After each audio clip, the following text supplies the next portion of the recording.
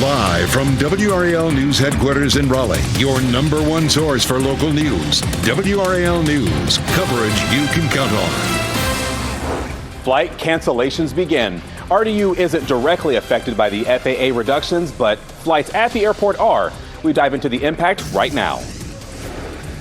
Fighting food cuts. What North Carolina's Attorney General is doing today after suing the USDA to restore full SNAP benefits.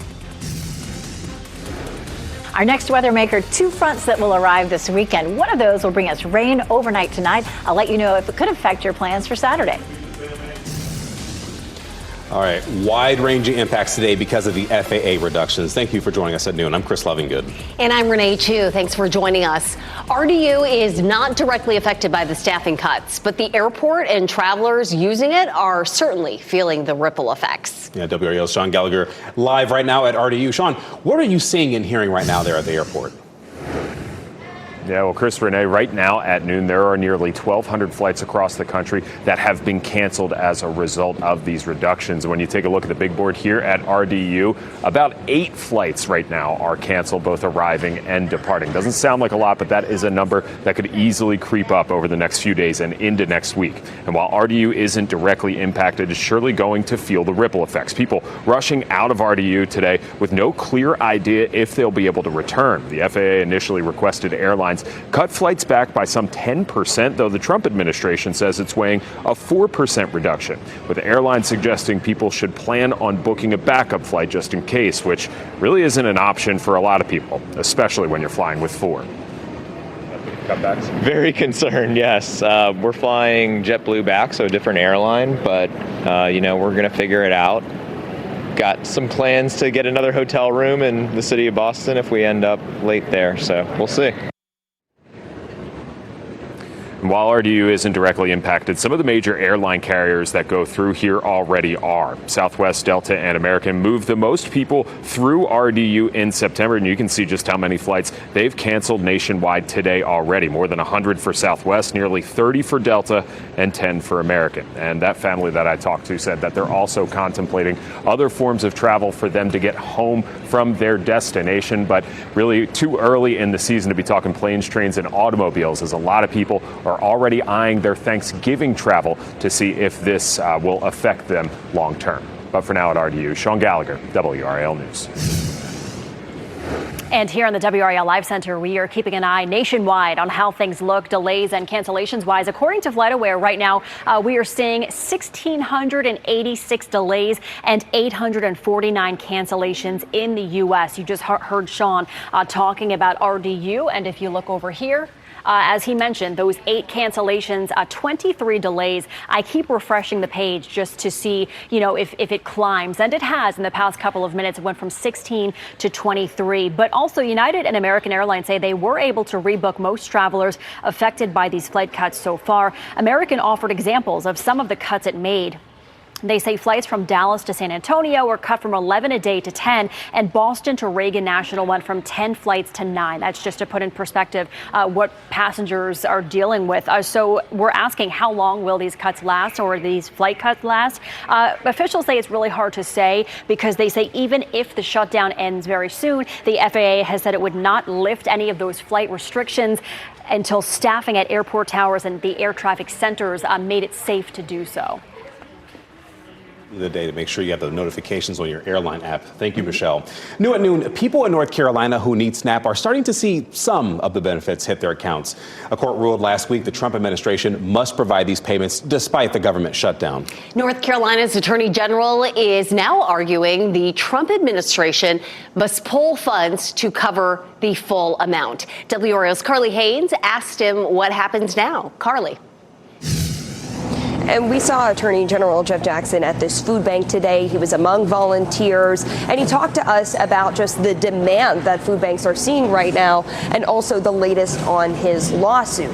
And North Carolina is among the states that is arguing the Trump administration must pull from additional funds beyond those contingency funds to fully cover SNAP benefits during the government shutdown in November.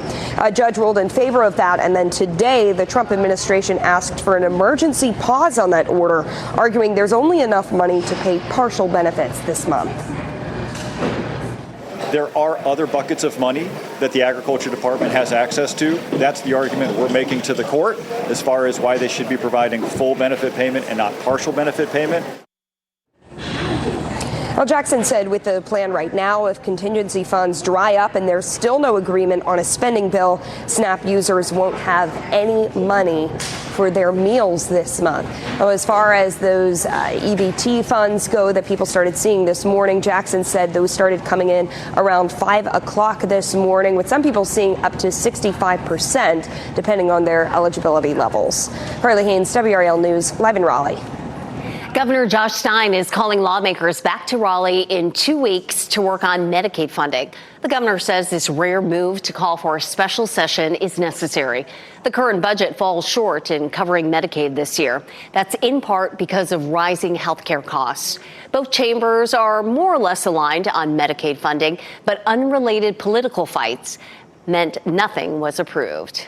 All right, not one, not two, but three potential weather makers that Elizabeth is tracking right now. We have over to the west what's coming on Sunday, but then this is what you're focusing on right now. And this first one here may end up being the one that brings us the best chance for rain. You can see the difference between the two. We have this line of rain that's coming out of the Ohio Valley down toward the Mississippi Valley. And then back here to the west, this one's still trying to get organized. And some of the computer models are trending a little drier with that one late Saturday into Sunday. So I'll show you that. Here's Futurecast for us this evening, and we're looking all good. It's beautifully sunny out there right now, and we may see some additional cloud cover later on this afternoon, but we do stay fairly cloud free up until the evening. This is 3 a.m. Tomorrow morning. This is when it looks like we'll have maybe the best chance for rain. It's still lingering in the area at 6 a.m., but by 7 to 8 o'clock, it is out of the viewing area. There's 8 a.m. So if you're one of those early risers and maybe you like to get your run in between, say, 6 and 8 o'clock and part of the viewing area, you might run into some rain. After that, the sun breaks out and we'll see a beautiful day on Saturday. Then our second system comes through. The warm front ahead of the cold front may bring some scattered showers late on Saturday night, early Sunday morning. There's 4:30 in the morning, and then we're done with it. Maybe a little cloudy at the start of the day on Sunday, but then we're going to see some sunshine. The big question is, how much rain will we see as this front comes through? And it looks like we'll end up, with minimal amounts potentially, but we'll continue to watch that. All right, our severe threat for Sunday also mainly along and east of I-95, where we could have some isolated wind damage. We'll talk more about how much rain we could see out of this whole event coming up. Elizabeth, thanks. New at noon, the North Carolina SBI reports a Cleveland County deputy is in jail, charged with murder. The SBI says Shelby police asked the agency to investigate a homicide that happened last night at an apartment complex. Police say they quickly determined that the suspect of the shooting was a deputy, which is why the department called in the SBI. 37-year-old Mitchell Hilton faces a first-degree murder charge. We do know the victim is a woman, and it was a case of domestic violence. An update in the case involving a Johnston County man who confessed to killing 4 of his children. WRAL obtained a copy of the autopsy report for the mother of those children. Stephanie Jones died in April of 2024. The sheriff's office previously told us she was 3 months pregnant and died from pregnancy complications. The medical examiner's report says she did not believe in doctors. Therefore, she did not receive prenatal care. The report says her husband, Wellington Dickens, performed CPR after she collapsed in their bedroom. Several hours later, Dickens allowed the children to see their mother before calling 911. It was determined she died of natural causes. Black boxes from the deadly UPS cargo plane crash at Louisville's airport are giving investigators clues into what went wrong. The NTSB released these photos you're seeing on your screen. Investigators were able to pull 63 hours of data, and they're also looking at the 34-year-old plane's 6-week maintenance work in San Antonio. An FAA report shows the inspection found corrosion below the fuel tank and a crack that was repaired. We will do everything we need to find out what happened and to figure out how to keep it from happening again. Last night, Kentucky investigators announced another death connected to the crash. During a vigil, the mayor updated the public on the 13th person who died. We've also learned the names of the 3 pilots killed: Captain Richard Wartenberg, First Officer Lee Truitt, and International Relief Officer Captain Dana Diamond. There are people still unaccounted for as the recovery mission is happening. And a man who lives and works near the crash explains what it was like when that crash happened. And all I could see was a huge fireball, like an atomic bomb had dropped or something, black smoke pluming everywhere. And so I didn't know what to do, didn't know what was going on. I run back into the building for a second, and I thought it was the end of the world kind of thing. I mean, that's what it seemed like. The NTSB will release its preliminary report within about 30 days' time. We are hearing new reaction from the teammates of Marshawn Kneeland. He was the Dallas Cowboys player who was found dead from an apparent suicide at his home yesterday. He was 24 years old. During last night's NFL game, the Raiders, Broncos, and all the fans had a moment of silence to honor him. Cowboys quarterback Dak Prescott was asked about Kneeland's death at an event last night in Louisiana. I heard from Marshawn. I heard for his family. I heard for his girlfriend. I heard for every single one of my teammates. This is a pain that you don't wish upon anybody. You wish none of us had to go through this. You wish Marshawn didn't have to go through what he went through. Kneeland's death came after a police chase late Wednesday night. Police in Texas say while they were chasing him, he managed to get away, but eventually crashed and ran off. He was in his second season with the Cowboys and just scored his first career touchdown Monday night. Stocks are on pace for a losing week. Look at the Dow, down 394 points right now. The S&P 500 down 83 points, and NASDAQ plunging 460 points. This as new economic data adds to investor worries about the economy, and we're seeing more losses in the technology stocks. Capitol Hill hacked. A new cyber breach hit the Congressional Budget Office. Who investigators believe is to blame for this? Also stranded in space. Why several Chinese astronauts will remain in orbit a lot longer than they planned. Think again, non-smokers, why you may be more at risk of lung cancer than you thought before. Coming up next, sea storms moving in with WRAL's exclusive Dual Doppler 5000. Sponsored by the WRAL Weather app. Download now for live radar.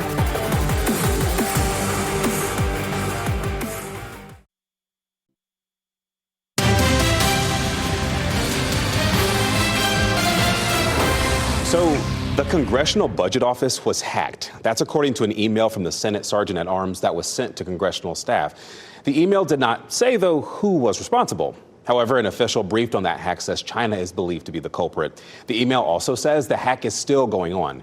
A spokesperson for the agency says steps are being taken to contain that breach. A group of Chinese astronauts faces a delayed return to Earth after their spacecraft was struck by a small piece of debris. The 3 astronauts from the Shenzhou 20 mission flew to the Tiangong space station in April and were finishing their 6-month rotation. Janice Mackey-Freyer has more on the issue high above the Earth. The Chinese astronauts were supposed to be back on Earth by now, and while the situation is different from the one that delayed 2 NASA astronauts by nearly 10 months, it isn't clear yet how or when the Chinese crew will be able to return. Their spacecraft was hit by what Chinese officials called a small piece of orbital debris. China's space agency saying in a statement that safety checks are underway. The 3-man crew just finished a 6-month rotation aboard the Tiangong space station and welcomed their replacements, even sharing chicken wings and steak from a newly delivered oven. But delays can take a toll. American astronauts Butch Wilmore and Sonny Williams were in space for nearly 10 months and said gravity really took a toll. It highlights the danger of man-made space debris known as space junk. Back on Earth, Chinese teams are running drills in the desert to prepare for the crew's return. Plan B is to use the spacecraft that the next crew was planning to take back, and then at some point sending another one up. Neither the astronauts nor Chinese officials seem to be in a hurry or willing to take any chances with a spacecraft that may be too damaged to make the journey back safely. Janice Mackey-Freyer, NBC News, London.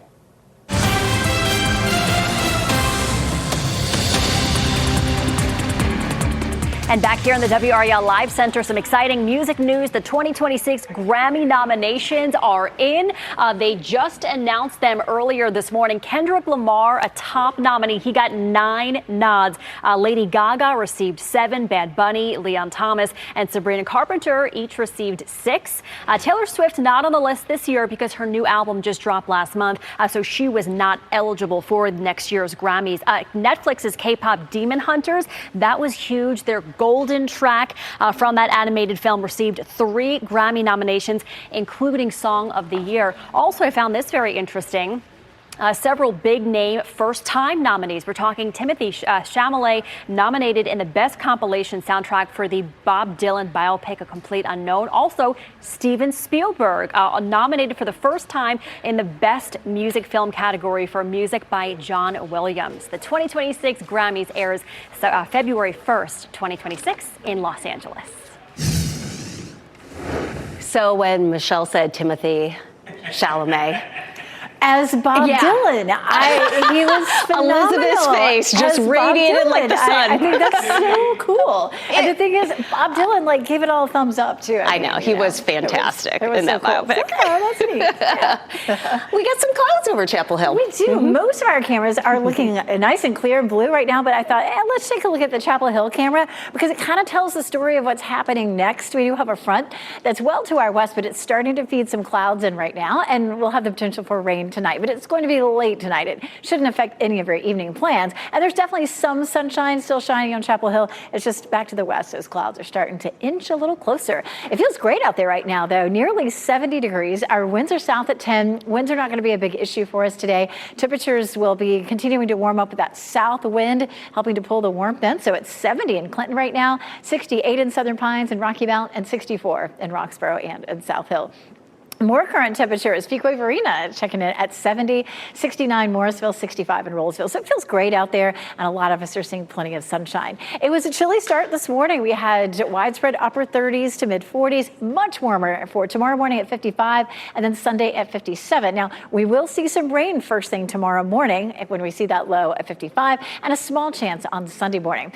Looking at the big story temperature-wise is this low on Tuesday morning. We're going to see 30 degrees, maybe even some 20s in some places. Wind chill could be down into the low to mid 20s. That'll be the coldest morning so far this fall, and that should put an end to the growing season for a good bit of our viewing area. That'll be our first hard freeze, but nothing like that right now. 70 in Raleigh, 69 Durham, 75 in Fayetteville. These are the anticipated highs for today, and it's going to make for some great football watching weather this evening as the games begin. Temperatures should be in the mid 60s and then just dropping into the low 60s by the end of the game. We may see some increasing clouds, but I wouldn't expect any rain. The weekend should be great, both Saturday and Sunday for getting outside, minus maybe early Saturday morning. And then next week, it'll be like somebody flipped the switch and we just jumped directly into winter, but just for a little while. 70 today, mid 70s on Saturday and Sunday. Sunday will bring us the better chance for rain in the afternoon and evening, but it may be dry in a lot of places. Saturday looks nice and dry for the bulk of the day.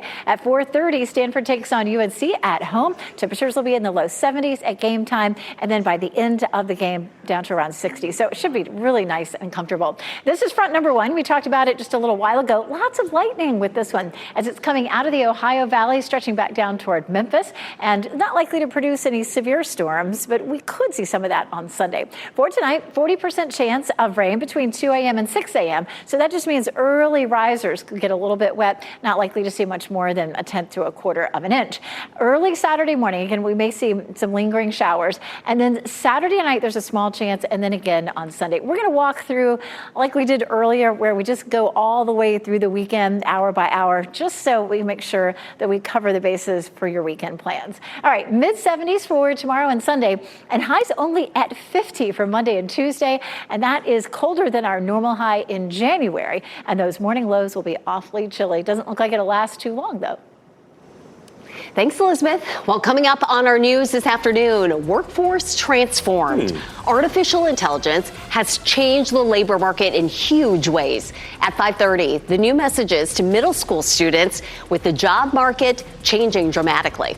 Plus, accusations grow. A company at the center of a multi-month WRAL investigation is now facing criminal trouble in a second city. Tonight at 6, the new police department digging into a company accused of not paying workers. How to spot a deepfake. AI-generated content is everywhere, except this voice. This is really me. The red flags that will help you tell the difference between a video that's real and one that's not legit. Also pouring on the pressure, how tariffs are impacting wine importers and why even domestic wine producers are feeling the squeeze.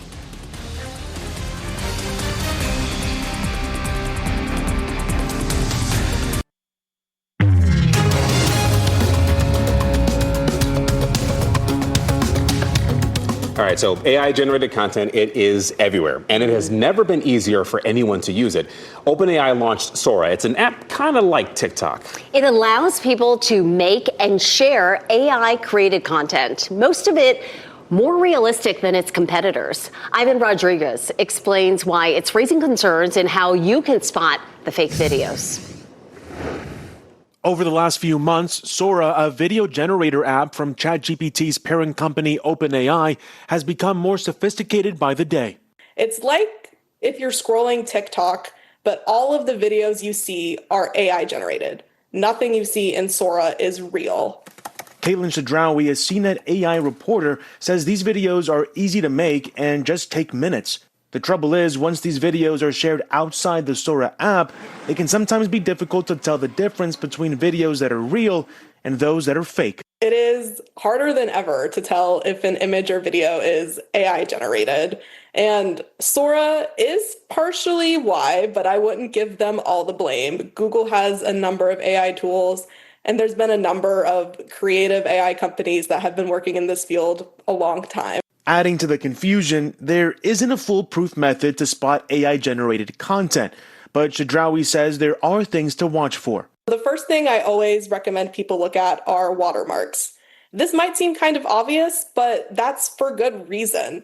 For example, the Sora videos have a little cloud icon that bounces around the edge of the screen. While watermarks are one of the most obvious tells, if you want to dig deeper, you could also look at the content's metadata by using the Content Authenticity Initiative's verification tool to check a video, image, or document's metadata. The most honest and best piece of advice I can give people is to just stay vigilant. In Atlanta, I'm Ivan Rodriguez.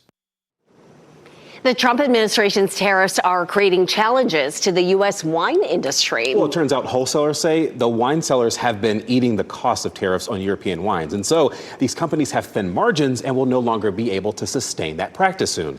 They project price increases near Christmas and into the new year. Domestic producers are also having trouble with the tariffs. Joke barrels, the glass bottles, the cork, and then we've seen also like the consolidation, and so that affects maybe the labeling of the wine, as well as selling the wine. We've seen kind of the retaliatory tariffs. Lucia Haasfeld from Haasfeld Vineyard says the tariffs come as alcohol sales go down. And as of this past summer, there is a 15% tariff on European wines. Word of a walkout. We have an update on the talk about teachers staying home from one Wake County school as a protest. That's just ahead. And a misconception that can kill. You don't have to be a smoker to get lung cancer. We'll clear the air about who else needs to be screened for the disease. And here's a look at your winning lottery numbers.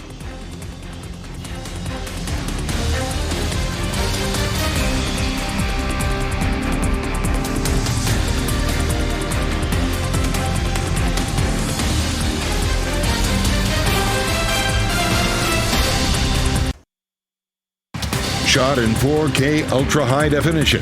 Your number one source for local news. WRAL News. Coverage you can count on. Wake County School says they are operating normally. And this update comes after schools prepared for mass teacher callouts. There was apparently a call to protest budget issues and increased healthcare costs. WRAL's Ali Kedlabar has a closer look at what prompted the school system to give families a heads up. Wake County Public Schools says they are operating as a regular day of teaching and learning. And here at East Wake High School, this was one of the schools that sent out an email alerting parents of a possible increased staffing absences. And this is all stemming from an anonymous graphic. It's been circulating social media, urging teachers across North Carolina to call out today and Monday. This was an effort to protest budget issues and increased healthcare costs. And we know from Wake County Public Schools this morning that there were substitute requests earlier this morning, but those decreased as it got closer to the start of the school day. The district says that initial sub request was just a small percentage compared to the number of teachers in the entire school system.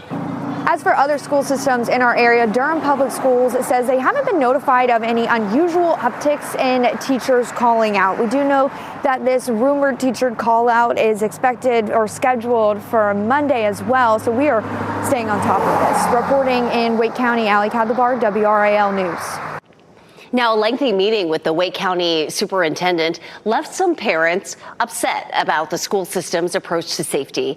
At an open forum at Durant Road Elementary, parents brought up concerns to Superintendent Robert Taylor about school shootings. Parents say Taylor said he believed some mass shootings will happen and schools have to minimize them. That angered parents like Heidi Belisle.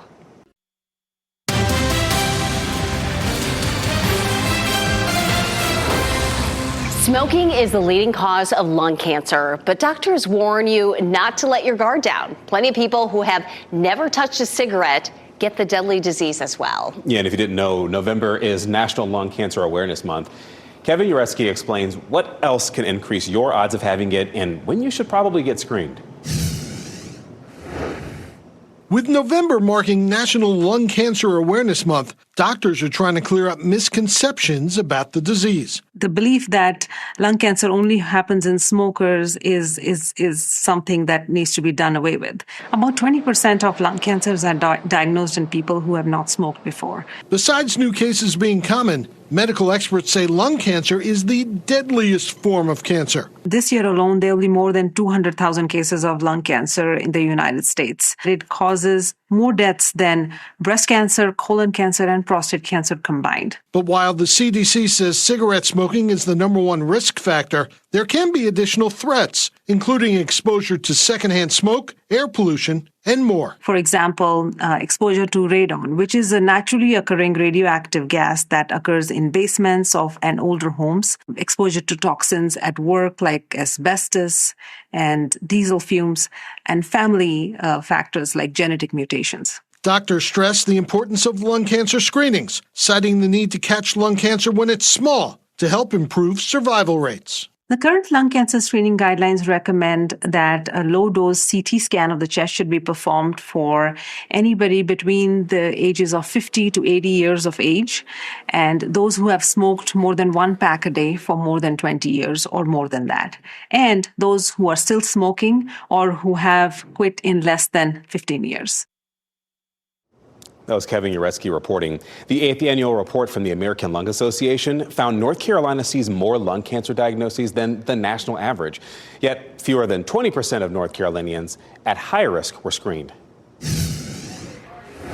And back here in the WRAL Live Center, we have just learned that Mark Sanchez will not return as a Fox Sports analyst. ESPN reporting this news this afternoon. This as the former NFL quarterback faces trial stemming from his alleged attack on a truck driver last month. He's been off the air since October 4th when that incident happened in downtown Indianapolis. He was stabbed in the chest in that incident and spent a week in the hospital. Fox Sports also announcing on Friday that the Super Bowl winning quarterback Drew Brees was joining the network as an analyst. They say that he will be replacing Sanchez in Week 11. Sanchez's trial is set to begin on December 11th. Thanks, Michelle. Smart isn't forever. A large number of popular smart home devices are about to go dark. We'll explain why one company is pulling the plug.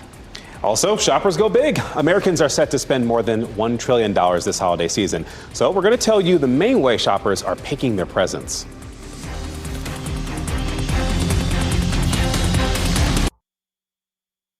Millions of Belkin customers are dealing with smart devices no longer working. The company announced it will stop supporting its popular Wemo devices. That includes light switches and doorbells. Evan Brown explains the company's decision.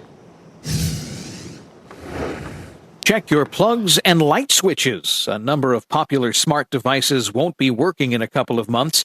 Tech manufacturer Belkin is telling its wide customer base it will end support of its Wemo brand of smart light switches, electrical plugs, and doorbell cams. Customers are being told that by the end of January, the Wemo service will end, the app will no longer function, and the devices themselves will be essentially useless or won't perform like they're supposed to. Belkin has apologized for the shakeup. The company wrote in part, quote, The smart plug and light switch category has become increasingly challenging to sustain in a way that aligns with our long-term business priorities. In other words, that division of the company has become financially unsustainable. It is a common move for technology that's become obsolete, but some products Belkin is no longer supporting were released less than 2 years ago, raising questions about whether the company's long-term planning has changed or if they're falling victim to outside forces like inflation and tariffs. Belkin also said it considered alternatives, but ending support for the older devices was the only viable path forward. The company wrote, quote, selling the platform. As we wrap things up, here's a look at a few of the headlines we're following today. So far, impacts at RDU appear limited on the first day of FAA flight cuts. The airport has seen less than 10 cancellations today. And as we've reported, the FAA began cutting 10% of flights today because of staffing shortages related to the government shutdown. The fight over SNAP funding ramped up today. The Trump administration asked an appeals court to block an order requiring the USDA to pay full benefits to families who rely on SNAP. People in our state started receiving their partial benefits today. State Attorney General Jeff Jackson is part of a multi-state lawsuit trying to get full SNAP benefits paid out. Wake County School says they are operating normally. This comes after schools prepared for mass teacher callouts. There was apparently a call to protest budget issues and increase healthcare costs. We do know this rumored teacher callout is expected or scheduled for Monday, too. The Mega Millions jackpot has now reached an estimated $843 million. That's the 8th largest jackpot in the history of the game. Your odds to strike it big and win the jackpot? About 1 in 290 million. Oof. You can watch tonight's drawing live on WRAL right before our 11 o'clock news. So have you ever heard of vibe coding? I have. I've actually vibe coded. It's interesting. It's a form of software development that involves using AI to turn natural language into computing code. Although technically 2 words, vibe coding is the Collins Dictionary Word of the Year for 2025. The UK Published Dictionary chose vibe coding at a time when AI plays such a growing role in our daily lives. That's not the only tech term on the list, though. Another one is clanker, which is, in the British English, is a derogatory term for a robot, computer, or a type of AI, which also is what they call the droids in the Star Wars franchise. Oh, okay. Mm-hmm. Not to be confused with clunker. Yes. Krispy Kreme's menu is getting bigger. The North Carolina-based chain is adding 9 new flavors and upping its everyday selection to 16 full-sized donuts. The new lineup includes cinnamon apple-filled, maple iced, Biscoff cookie buttercream, chocolate fudge brownie, pumpkin spice cake, Oreo cookies and cream, and New York cheesecake. Ooh. Krispy Kreme will also rotate in 4 new donuts on a seasonal basis 5 times a year. You say all those delicious things, hungry now. Not a single donut on this news table. Goodness. Time for a look now at our pet of the day. So we want to introduce you to Mac. He's an 11-year-old neuter male short-hair cat. He has a big heart and mostly enjoys lounging around his room looking cute. Mac is diabetic, so adopters need to be comfortable giving insulin injections. Mac's adoption fee is $65. That includes his neuter, microchip, vaccines, and other wellness care. Contact the SPCA of Wake County at sbcawake.org if you'd like to adopt him. Downsides of downsizing. Many empty nesters want to move to a smaller, cheaper house. On WRAL News at 4, why those smaller houses may no longer be affordable. NBC News Daily is next on WRAL, your next local news update in 30 minutes. And never forget, you can get breaking news updates anytime with our WRAL News app. Hope you have a blessed day today. Bye.